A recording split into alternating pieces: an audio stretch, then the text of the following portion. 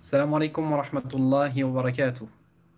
Alors, je fais une petite vidéo pour vous parler de l'importance de la lecture du Coran et de ne pas tomber dans le piège de Shaitan dans lequel certains tombent, qui dit que vu que je ne mémorise pas le Coran, ça sert à rien que je le lise. Soit je le lis, je le mémorise, soit je ne le lis pas. En parlant avec certains frères, on s'aperçoit qu'il y en a qui ont cette ambiguïté. Et j'ai décidé de vous parler d'une petite histoire pour vous enlever cette ambiguïté et vous montrer un bienfait de la lecture du Coran, même sans mémorisation, excusez-moi. Donc c'est l'histoire d'un jeune homme qui voit tout le temps son père âgé lire le Coran, mais ne pas le retenir. Et un jour, ce jeune homme, il voit donc son père en train de lire le Coran et il lui dit, oh papa, pourquoi tu lis le Coran? Pourquoi tu fais des efforts à lire le Coran? Pourquoi tu te fatigues à lire le Coran alors que tu ne le mémorises pas? Et le père, il le regarde, il dit, je vais t'expliquer pourquoi, mais avant ça, je veux que tu fasses quelque chose. Et le jeune homme me dit, il n'y a pas de problème. Le père, il lui dit, tu vois le panier en osier dont on se sert pour récolter le charbon.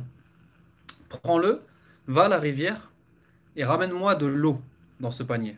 Et le jeune homme, il me dit, papa, c'est pas possible parce que dans ce panier-là, c'est un panier fait à la main, c'est en osier, et il y a des trous. Donc le temps que je revienne de la rivière jusqu'à la maison, l'eau, elle aura coulé.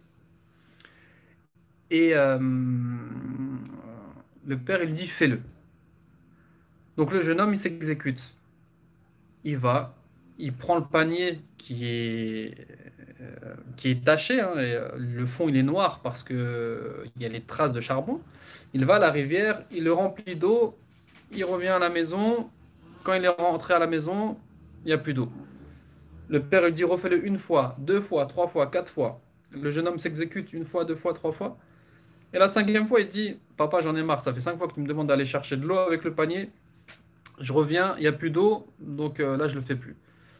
Et le père, il lui dit, mais mon fils, tu n'as pas remarqué quelque chose? Et là, le fils, il regarde le panier, il dit, si, le panier il est devenu propre.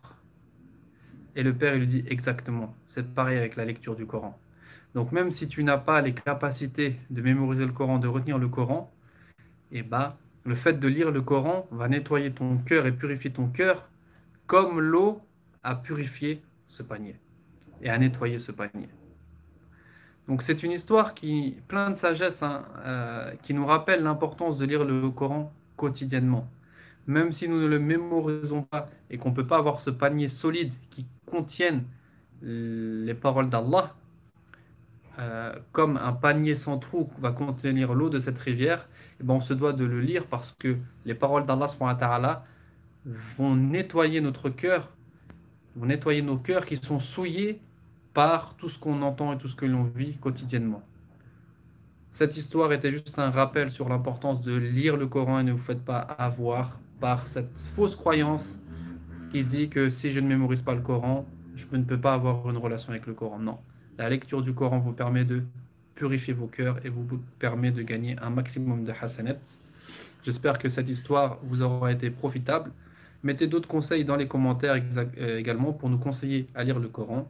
بارك الله فيكم والله تعالى أعلى وأعلم سبحانك اللهم وبحمدك أشهد أن لا إله إلا أنت أستغفرك وأتوب إليك بارك الله فيكم والسلام عليكم ورحمة الله وبركاته